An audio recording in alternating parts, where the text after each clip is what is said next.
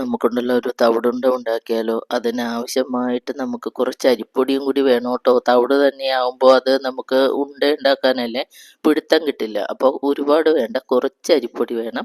കൂടുതലായിട്ട് തവിടാണ് വേണ്ടത്, കാരണം ഇത് തവിടുണ്ടയല്ലേ. പിന്നെ ഇതിലേക്ക് ആവശ്യമായ ഉപ്പിട്ട് കൊടുക്കാം. പിന്നെ ഞാൻ 3 തേങ്ങയോളം ചുരണ്ടി വെച്ചിട്ടുണ്ട്, അതും കൂടെ നമുക്ക് ഇതിനകത്തേക്ക് ചേർത്ത് കൊടുക്കാം. പ്രത്യേകിച്ച് അളവുകളൊന്നും ഞാൻ എടുത്തില്ല, നിങ്ങൾക്ക് വേണമെങ്കിൽ ഒരു അളവോടുകൂടിയൊക്കെ എടുക്കാം. ഞാനൊരു ബേസിന് 3/4 ബേസിനോളം എടുത്തായിരുന്നു. പിന്നെ അതിലേക്ക് കുറച്ച് വെള്ളവും കൂടി ഒഴിച്ചു കൊടുക്കണം, അല്ലെങ്കിൽ ഈ തേങ്ങയുടെ നനവിൽ നമ്മൾ നനയ്ക്കാനിരുന്ന തേങ്ങ പിന്നെയും പിന്നെ ഇട്ടിട്ട് കൊടുക്കേണ്ടി വരും. അപ്പോൾ അതുകൊണ്ട് കുറച്ച് വെള്ളവും കൂടി ചേർക്കുക. എന്നിട്ട് നല്ലപോലെ തട്ടിപ്പൊത്തി നമുക്ക് തിരുമ്മിയൊക്കെ വെക്കാം. ഒരു 10 മിനിറ്റ് റെസ്റ്റ് ചെയ്യാൻ വെച്ച് കഴിഞ്ഞിട്ട് നമുക്കത് വറുത്തൊക്കെ എടുക്കാം. അപ്പോൾ ഒരു കാര്യമുണ്ട്, വറുക്കുമ്പോൾ നല്ല രീതിയിൽ നമ്മൾ തീ കൂട്ടിയിടുകയാണെങ്കിൽ കൈ വിടാതെ ഇളക്കണം. തീ കുറച്ചിടുകയാണെങ്കിൽ അത്ര ഇതായിട്ട് നമുക്ക് പേടിക്കണ്ട. ഞാനിത് നല്ല രീതിയിൽ തീയൊക്കെ കൂട്ടിയിട്ടാണ് കേട്ടോ ഞാൻ ഇളക്കിയതൊക്കെ. അടിക്ക് പിടിക്കാതിരിക്കാനായിട്ട് പ്രത്യേകം ശ്രദ്ധിക്കുക. കരിഞ്ഞു പോകാതിരിക്കണമെങ്കിൽ ഇതിൻ്റെ കറക്റ്റ് അളവ് എന്താണെന്ന് ചോദിക്കുമല്ലോ എല്ലാവരും. പക്ഷേ അതിൻ്റെ കറക്റ്റ് അളവെന്ന് പറഞ്ഞാൽ അതിങ്ങനെ കിടുകിടാന്ന് ചെറിയ രീതിയിലൊക്കെ ശബ്ദം കേൾക്കുമ്പോൾ ഇത്തിരി നമ്മൾ കഴിച്ച് നോക്കുക. അപ്പോൾ അത് നമുക്ക് മനസ്സിലാവും അത് അത്യാവശ്യം മൊരിഞ്ഞിട്ടുണ്ടെന്ന്. അങ്ങനെ കണ്ടു കഴിയുമ്പോൾ നമ്മൾ അത് വാങ്ങി വെക്കാം കേട്ടോ.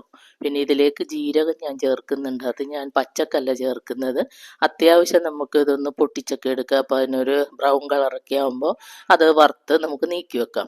എള്ളും അതുപോലെ തന്നെ നമുക്ക് നല്ല രീതിയിൽ ഒന്ന് പൊട്ടിച്ചൊക്കെ എടുക്കുക. കരിച്ച് കളയരുത്, കരിഞ്ഞ് പോയെന്നാൽ പിന്നെ കരിഞ്ഞ് ചൊവയൊക്കെ ആയിരിക്കും. അതിൻ്റെ ഒരു പാകമാകുമ്പോൾ അത് ഇറക്കി വെക്കുക. രണ്ടും കൂടെ നമുക്ക് നീക്കി വെക്കാം. പിന്നെ ഇതിലേക്ക് ഞാനൊരു 1.5 കിലോ ശർക്കരയോളമാണ് എടുത്തിരിക്കുന്നത്. നല്ല രീതിയിൽ നമുക്ക് അതിൽ കുറച്ച് വെള്ളമൊക്കെ ഒഴിച്ച് നല്ലപോലെ തിളപ്പിച്ചൊക്കെ അരിച്ചൊക്കെ എടുത്തിട്ട് ചീനിച്ചട്ടിയിലേക്ക് ഒഴിച്ചു കൊടുക്കാം. നമ്മൾ വറുത്ത് വെച്ചിരിക്കുന്ന നമ്മുടെ തവിടുണ്ടല്ലോ, അത് നമുക്ക് അതിനകത്തേക്ക് ഇട്ട് കൊടുക്കാം. ഇനിയാണ് പ്രത്യേകം നിങ്ങൾ ശ്രദ്ധിക്കേണ്ടത്, അടിക്ക് പിടിക്കാതെ നല്ല രീതിയിൽ ചെറിയ തീയിൽ അത് എന്താ പറയുക, നല്ലപോലെ ഇങ്ങനെ ഇളക്കി കൊടുക്കുക. ചീനിച്ചട്ടിയിലേക്ക് അടിയിൽ പിടിച്ചു കഴിഞ്ഞാൽ കരിഞ്ഞ ചൊവയായിരിക്കും. അതുകൊണ്ടാണ് ഞാൻ പറയുന്നത്. അപ്പം നമുക്കതിനകത്തേക്ക് നമ്മൾ വറുത്ത് വെച്ചിരിക്കുന്ന ജീരകവും ഇതെല്ലാം ഇട്ട് കൊടുക്കാം. പിന്നെ ഞാൻ അതിനകത്തേക്ക് ഒരു 3 തുള്ളിയോളം എസൻസ് ഇല്ലേ നമ്മുടെ പൈനാപ്പിൾ, അതൊരു നല്ലൊരു സ്മെല്ലിന് വേണ്ടിയിട്ടൊക്കെ ഞാൻ ഇട്ട് കൊടുത്തതാണേ. പിന്നെ നമ്മുടെ വറുത്ത് വെച്ചിരിക്കുന്ന നമ്മുടെ ജീരകമൊക്കെ അതിലേക്ക് ഇട്ട് കൊടുക്കാം. കുറച്ച് ഏലക്കയും ഞാൻ ഇതിൽ ചേർക്കുന്നുണ്ട്. അപ്പോൾ ഏലക്ക ഞാൻ നല്ലപോലെ പൊളിച്ചൊക്കെ എടുത്തതാണ്. ഒരു 10-20 ഏലക്കോളം എടുത്തിട്ടുണ്ട്. അത് നമുക്ക് മിക്സിയുടെ ജാറിലേക്ക് ഇട്ട് കൊടുക്കാം. അത്ര സംഭവമാകുമ്പോൾ പൊടിയില്ലല്ലോ, അതുകൊണ്ടാണ് ഞാൻ കുറച്ച് വറുത്ത കപ്പലണ്ടിയും കൂടെ ചേർത്ത് കൊടുക്കുന്നത്. എന്നിട്ട് നമുക്കത് അടിച്ചെടുക്കുമ്പോൾ അത് നല്ലപോലെ അടിഞ്ഞു കിട്ടും. അല്ലെങ്കിൽ ഏലക്ക മാത്രമാകുമ്പോൾ അടിക്കാൻ ബുദ്ധിമുട്ടായിരിക്കും. എന്നിട്ട് ഞാൻ അതും കൂടി ഇതിനകത്തേക്ക് ഇട്ട് കൊടുത്തിട്ട് നമ്മുടെ കപ്പലണ്ടി ഉണ്ടല്ലോ, ആ കപ്പലണ്ടി ഭയങ്കരമായിട്ട് അടിച്ച് കളയണ്ട, കുറച്ചൊക്കെ നമുക്ക് കടിക്കണ്ടേ. അപ്പോൾ അത് ഒരുവിധം ഒന്ന് കറക്കിയാൽ മതി, അപ്പോൾ അത് ശരിയാവും. എന്നിട്ട് അതും കൂടെ നമുക്ക് ഇട്ട് കൊടുക്കാം.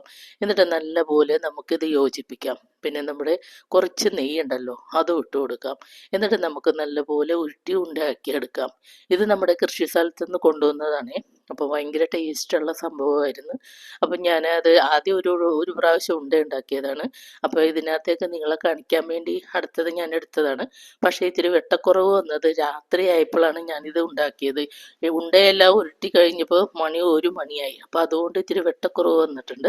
നിങ്ങൾ ക്ഷമിക്കുക. ഞാൻ ഈ പറഞ്ഞ പോലെ നിങ്ങൾ ഉണ്ടാക്കി വെക്കുക. ഭയങ്കര ടേസ്റ്റാണ്. അതുപോലെ കുട്ടികൾക്കും എല്ലാവർക്കും നല്ലതാണ്. നമ്മുടെ ശരീരത്തിന് പ്രതിരോധ ശേഷിയൊക്കെ വർദ്ധിപ്പിക്കാനും അതുപോലെ തന്നെ കുട്ടികൾക്കാണെങ്കിലും വളരെ നല്ലതാണ്. വലിയവർക്ക് എല്ലാ അസുഖത്തിൽ നിന്നും മോചനം കിട്ടും ഇത് കഴിക്കാനായിട്ട്. ആളുകൾക്ക് ഇത് പ്രത്യേകിച്ച് ഇത് തവിടല്ലേ, ഇത് എന്തിനാണെന്നൊന്നും അറിയില്ല. ഇപ്പോഴുള്ള പിള്ളേർക്ക് ഒട്ടും അറിയില്ല. അപ്പോൾ ഇതുപോലെയൊക്കെ നിങ്ങൾ ചെയ്യുക. പിന്നെ ഇത് വെച്ച് അടയുണ്ടാക്കും. അതുപോലെ നിങ്ങൾക്ക് ഇഷ്ടമുള്ള രീതിയിൽ പാലിൽ കുറുക്കി കുടിക്കുക. അങ്ങനെ ഒത്തിരി കാര്യങ്ങളുണ്ട്. അപ്പോൾ അതുകൊണ്ട് ഇത് പ്രത്യേകിച്ച് നമുക്ക് ചികിത്സിക്കുന്ന ഡോക്ടർമാരുണ്ടല്ലോ ആയുർവേദ, അവർ പറയും തവിട് എവിടെ കിട്ടിയാലും നിങ്ങൾ ഒഴിവാക്കരുത്, കഴിക്കണമെന്ന്. അതിൻ്റെ ഗുണം അതാണ്.